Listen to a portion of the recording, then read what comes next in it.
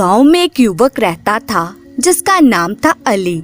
अली बढ़ाई का काम करता था। गांव के सब लोग उसे बहुत प्यार करते थे। वह छोटा सा था तभी उसके माता पिता की मृत्यु हो गई थी, इसीलिए वह अकेला ही रहता था। रोज शाम को अपना काम खत्म करके अली गांव के पोखर के किनारे जा बैठता और सोचता कि काश उसका भी अपना घर बार होता। ले देकर सगे संबंधियों में उसकी एक बूढ़ी मौसी भर थी जो 4 गांव आगे रहती थी। अली को उससे मिले कई साल हो गए थे। एक रोज अली ने तय किया कि वह अपनी मौसी से मिलने जाएगा। आखिर वह बूढ़ी थी, हो सकता है बीमार भी हो। अली ख्याली पुलाव पकाने लगा और सोचने लगा कि उसे देखते ही मौसी की आंखों में खुशी के आंसू उमड़ आएंगे। अगले दिन सुबह अली अपनी मौसी के घर के लिए निकल पड़ा। विमल जो एक कुम्हार था और अली का मित्र भी था, उसने बहुत कोशिश की कि अली अपने जाने का इरादा छोड़ दे। विमल अली से बोला, एक बार फिर सोच ले, तुम्हें अपनी मौसी से मिले हुए अरसा बीत गया है। हो सकता है तुम्हें देखकर वे इतनी खुश ना हो जितना तुम सोच रहे हो। मेरा चचेरा भाई उसी गांव में रहता है और उसने मुझे बताया है कि वह विधवा है और बहुत अमीर भी, पर साथ में बहुत ही कंजूस भी है। हो सकता है तुम्हें देखकर वह सोचे कि तुम उसका पैसा हड़पने आए हो। लेकिन अली तो जाने के ठाने बैठा था और विमल की बात का उस पर कोई असर नहीं हुआ। अली के पास अपना कोई गधा तो था नहीं, इसलिए वह तपती हुई धूप में सड़क पर पैदल ही चला जा रहा था। जब सूरज सिर पर चढ़ आया तो अली पेड़ के नीचे बैठकर सुस्ताने लगा। थका मांदा भूख से बेहाल अली सूर्यास्त तक अपनी मौसी के गांव पहुंच ही गया। गांव में घुसते ही अली को एक मोची मिला जो अपनी दुकान बंद कर घर जाने की तैयारी में था।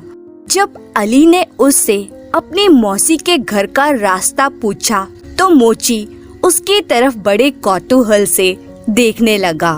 मोची बोला, तुम इसी सड़क पर सीधे चलते जाओ, तुम्हें एक बहुत ही बड़ा घर मिलेगा जिसे देखकर लगता है कि अब गिरा और तब गिरा। तुम ऐसा ना सोचना कि वहाँ तुम्हारा स्वागत सत्कार होने वाला है और गर्मा गर्म खाना मिलने वाला है। वहाँ जो विधवा रहती है वे अव्वल दर्जे की कंजूस है। अगर बच्चे उसके बगीचे में गिरे हुए फल भी उठाने जाते हैं तो उन्हें भी भगा देती है। अली भारी कदमों से मौसी के घर की तरफ चलने लगा। वह सोच रहा था, हो सकता है विमल की ही बात सच हो। जब घर नजर आया तो अली का दिल डूबने लगा। घर की दीवारें मटमैले रंग की थी और जगह जगह से उनका रंग उखड़ रहा था। खपरैल टूटी पड़ी थी और आंगन में कूड़ा करकट जमा था। टूटे हुए दरवाजे के पास वाले खम्भे के साथ ही एक अधमरा उदास सा गधा बंधा था। गधे की पसलियां तक नजर आ रही थी। उसकी आंखें देखकर अली को लगा कि शायद ही उसने इतनी दुख भरी आंखें पहले देखी हो। गधा अली की ओर ऐसे ताकने लगा जैसे खाने की भीख मांग रहा हो। अली को गधे पर दया आई। उसे लगा कि उसे वापस जाकर पड़ोस की दुकान से थोड़ा सा चारा लाना चाहिए। अली चारा लाया और गधे के आगे फैला दिया। गधा गपागप करके ऐसे खाने लगा मानो उसने कई दिनों से कुछ नहीं खाया हो। तभी एक कर्कश आवाज आई, तुम कौन हो और तुम्हें मेरे गधे से क्या काम है? अली ने मुड़कर देखा तो पके बालों वाली पतली सी बूढ़ी खड़ी थी। अली मन ही मन बोला, तो यह है मेरी मौसी। उसके माथे पर क्रोध की रेखाएं साफ दिखाई पड़ रही थी। अली ने उसे अपना नाम पता बताया, पर मौसी अली से मिलकर बिल्कुल खुश नहीं हुई और जैसे कि विमल ने कहा था, मौसी को लगा कि अली उसके पैसे ऐंठने ही आया है। वह बोली, मैं तो बहुत गरीब हूँ, मेरे पास कोई पैसे वैसे नहीं हैं, अपना ही पेट मुश्किल से पालती हूँ, तो तुम्हें क्या दूंगी, तुम तो बस मुंह उठाकर आ धमके मेरे पास। अली को बुरा तो बहुत लगा, मगर उसने कुछ भी जाहिर नहीं होने दिया। उसे तो सिर्फ थोड़ी आत्मीयता, थोड़ा प्यार चाहिए था। उस रात जब अली रसोई के फर्श पर सोया तो उसका पेट खाली था और मन भरा हुआ था। मौसी ने उसे सिर्फ एक कटोरी पतला कुनकुना सा दलिया खाने के लिए दिया था और जब अली ने कहा कि वह अगली सुबह लौट जाएगा तो एक बार भी उसे रोकने की कोशिश नहीं की। अगले दिन जब अली चलने को तैयार हुआ तो मौसी बोली कि अगले दिन गांव तक वह भी उसके साथ चलेगी। आज मंगलवार है, गांव में बाजार लगेगा, मैं अपने इस निखट्टू गधे को आज ही बेच दूंगी। काम का ना काज का, दुश्मन अनाज का। बेचारा गधा क्या था, हड्डियों का ढांचा भर था, किसी को बैठा तो सकता नहीं था। अली और मौसी जैसे तैसे उसे बाजार तक ले गए। गांव भर के लोग वहां जमा थे। दुकानदार और खरीदार चिल्ला चिल्लाकर आपस में मोल भाव कर रहे थे। झुंड के झुंड दुकानों के आसपास खड़े तरह तरह की चीजें देख रहे थे। चटकीले कपड़े, सजीले मटके, कई तरह की फल और सब्जियां और बच्चों के लिए लकड़ी के खिलौने थे। अली और बुढ़िया बाजार के बीचों बीच आ गए, जहां लोग अपने अपने जानवर बेचने आए हुए थे। अपनी तीखी आवाज में मौसी ने घोषणा की कि जो भी उसके गधे का सर्वाधिक दाम देगा, गधा उसी का हो जाएगा। अली यह देखकर बहुत हैरान हुआ कि बहुत से व्यापारी बोली लगाने के लिए आगे आए। तब उसे एहसास हुआ कि दरअसल गधा चौड़ी पीठ वाला था। अगर उसे ठीक से खिलाया पिलाया जाए तो वह अपने मालिक के बहुत काम आ सकता था। तभी एक धनवान व्यापारी ने गधे के लिए ऊंची बोली लगाई। गधा सिर उठाकर सीधा अली को ताकने लगा। ऐसा लगता था जैसे वह अली से बोल रहा हो कि यह सेठ मुझ पर खूब कौड़े बरसाएगा और तुम्हारी मौसी से भी कहीं ज्यादा मेरी मरम्मत करेगा, इसीलिए तुम मुझे खरीद लो। अली एकदम मौसी से बोला, मैं तुम्हारा गधा खरीदता हूँ। बुढ़िया ने जब देखा कि अली का दिल गधे पर आ गया है और वह उसे किसी भी कीमत पर खरीदना चाहेगा, तो वह अली से बोली, ठीक है, पर सेठ की लगाई बोली से 50 रुपए ज्यादा लूंगी। और ले देकर अली की पूंजी बस उतनी ही थी, पर अली गधे की मूक प्रार्थना को अनसुना नहीं कर पाया और बुढ़िया को उसके मुंह मांगी कीमत दे दी। उस सूखे से गधे को लिए अली अपने गांव वापस आ गया। जैसे ही विमल ने उसे देखा तो ठहाका लगाकर हंस पड़ा। मिलने गए थे मौसी से और लौट रहे हो इस हड्डियों के ढांचे के साथ। अब अली ने गधे को भर पेट खिलाना शुरू किया। जल्दी ही गधा खूब मोटा ताजा हो गया। अब गधा अली का बोझ भी ढोने लगा। अली हर वक्त अपने गधे से बतियाता रहता था और गधा भी न सिर्फ अली के शब्दों को बल्कि उसकी भावनाओं को भी खूब समझता था। गधे की आंखों में सदा कृतज्ञता का भाव रहता था। अली को भी गधा खरीदने का कोई पछतावा नहीं था, क्योंकि वह अली के जीवन का अहम हिस्सा बन चुका था। अब शाम को जब सभी गांव वाले अपने अपने घर लौट जाते तो भी अली को अकेलापन महसूस नहीं होता था। कुछ महीने बाद अली को अपनी मौसी के देहांत की खबर मिली। अली को लगा कि मौसी के अंतिम संस्कार का जिम्मा उसका है। आखिर वही तो था जो मौसी का अपना था। अपने गधे पर सवार हो अली अंत्येष्टि की सब तैयारियां करने निकल पड़ा। क्रियाक्रम के बाद अली ने अंतिम बार अपनी मौसी के घर में रात बिताई। वह गधे की रस्सी खोलने बरामदे में गया। गधा सुबह से ही बेचैन था और अली को ऐसा महसूस हो रहा था मानो गधे को मौसी के दुर्व्यवहार की पिछली बातें याद आ रही हो। जैसे ही अली ने रस्सी खोली, गधा आंगन के दूसरे कोने में जाकर अपने खुर से जमीन खोदने लगा।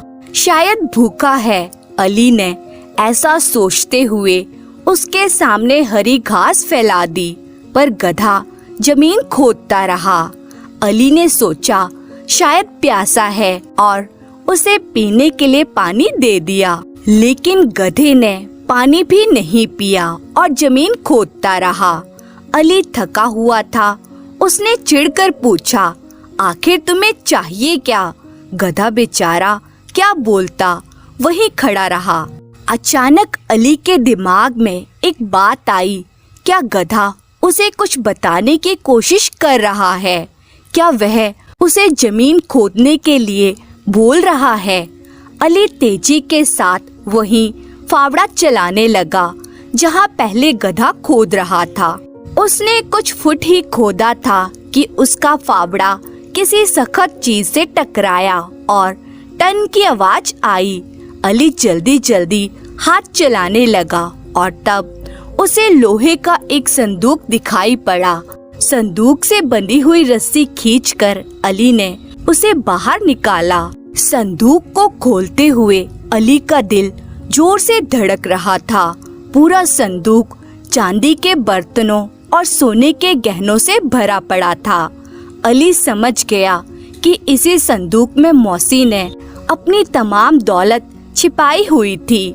मौसी ने जब इसे जमीन में गाड़ा होगा तो गधे ने देख लिया होगा।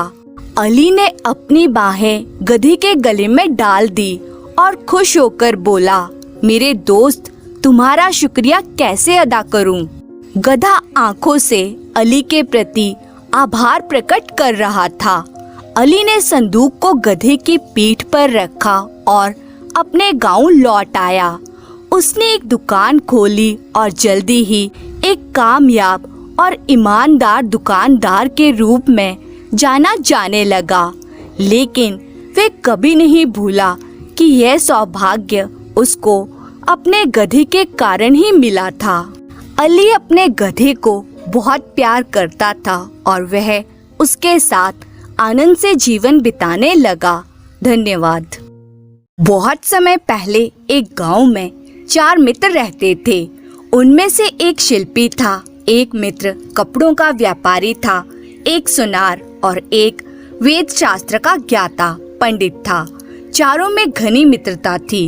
एक दिन गांव में अकाल की स्थिति आ गई। लोग भूखे मरने लगे। त्राही त्राही मच गई। चारों मित्र ने तय किया, अब इस गांव को छोड़कर दूसरे गांव जाना पड़ेगा। जाने का कोई साधन नहीं था, अतः चारों मित्र पैदल चल पड़े। चलते चलते एक घने जंगल में पहुंच गए। दिन ढलने लगा। इस घने जंगल को अंधेरे में पार करना ठीक न था, अतः चारों ने निश्चय किया कि वे पेड़ के नीचे रात को सो जाएंगे और अगले दिन फिर यात्रा शुरू कर देंगे। जंगल में एक साथ सबका सो जाना खतरा हो सकता है। ऐसा सोचकर तय हुआ कि बारी बारी से एक मित्र रखवाली का काम करेगा। सबसे पहले शिल्पी ने रखवाली का बीड़ा उठाया। 3 मित्र सो गए और शिल्पी ने सोचा, जगना तो है, क्यों ना इस काठ के टुकड़े से कुछ बनाया जाए। ऐसा सोचकर उस शिल्पी ने एक सुंदर सी गुड़िया बनाई। काम खत्म करते ही उसने कपड़े के व्यापारी को जगाया और खुद सो गया। कपड़े के व्यापारी ने सुंदर गुड़िया देखकर आश्चर्य प्रकट किया। उसने सोचा, इतनी सुंदर गुड़िया को कपड़े से सजा दिया जाए तो कितनी सुंदर दिखेगी। ऐसा सोचकर व्यापारी ने गुड़िया को कपड़े पहनाकर सुंदर बनाया और सुनार को जगाकर खुद सो गया। अब सुनार इतना सुंदर शिल्प देखकर दंग रह गया। उसने सोचा, यदि इस गुड़िया को गहने से सजा दिया जाए तो कैसी लगेगी। ऐसा सोच सोने की चूड़ियां, नथनी, माला आदि पहनाकर सौंदर्य का आनंद लेने लगा। फिर उसने सोचा, इसे क्यों ना दुल्हन का रूप दिया जाए। ऐसा सोचकर उसने उसकी मांग में सिंदूर भर दिया। अब उसका सोने का समय आ गया। वह देव शास्त्र के ज्ञाता पंडित को जगाकर खुद सो गया। पंडित ने अपने सामने एक खूबसूरत दुल्हन स्वरूप गुड़िया को देखकर आश्चर्य प्रकट किया। यदि इस प्यारी सी दुल्हन में प्राण भर दिए जाएं तो कैसा रहेगा। ऐसा सोच ब्राह्मण पंडित वहीं आंखें बंद करके बैठ गया और मंत्र जाप करने लगा। वेद शास्त्रों के ज्ञाता पंडित ने उसमें जान डाल दी। सामने एक सुंदर नारी को देखा। आवाज सुनकर सब लोग उठ बैठे। अब चारों मित्र उस खूबसूरत नारी को देखकर उसे अपना बनाना चाहते थे। इस पर झगड़ने लगे। खींचातानी को देखकर वह सुंदर नारी चिल्लाकर कहती है, बंद करो, इस प्रकार क्यों लड़ रहे हो। थोड़ा रुककर फिर वह बोली, सब आंखें बंद कर लें। सामने देवी प्रकट होगी, वह न्याय संगत इस समस्या को सुलझा देगी। आप सब अपनी आंखें बंद कर लीजिए। और चारों मित्रों ने अपनी आंखें बंद कर ली। तब उसने देखा एक देवी सबके सामने खड़ी है। देवी ने उन चारों की समस्या को जाना और बोली, देखो शिल्पी, तुमने इस गुड़िया का निर्माण किया, अर्थात जन्म देने वाला पिता समान होता है ना? हाँ कहकर शिल्पी ने हामी भरी। देवी ने पूछा, तब इसके साथ तुम शादी कैसे कर सकते हो? फिर वह देवी बोली, कपड़े के व्यापारी, तुमने इसके तन को ढककर इसकी लाज को बचाया है। इसका मतलब तुम इसके भाई बन गए हो, है ना? बीच में ही पंडित वेद शास्त्र के ज्ञाता टपक पड़े और गर्व से कहने लगे, हाँ देवी, मैंने ही इसको जीवन दान दिया है, इसे जीवित किया है। बड़े गर्व के साथ उसने कहा। देवी ने कहा, तब तुम इसके गुरु समान हो, तुम कैसे इससे शादी कर सकते हो? पंडित ने भी हामी के साथ सिर हिला दिया। अब अंत में सुनार को देखकर देवी बोली, तुमने इस सुंदर स्त्री को आभूषण से न केवल सजाया अपितु उसके मांग में सिंदूर भरकर उसे वर भी लिया है। इसलिए इससे शादी करने का तुम्हारा ही अधिकार है। ऐसा कहकर देवी अंतर्धान हो गई। अब चारों मित्र मिलकर सुनार के साथ उस सुंदर नारी का विवाह कर देते हैं और फिर से अपनी मित्रता को आजीवन निभाते हैं। धन्यवाद।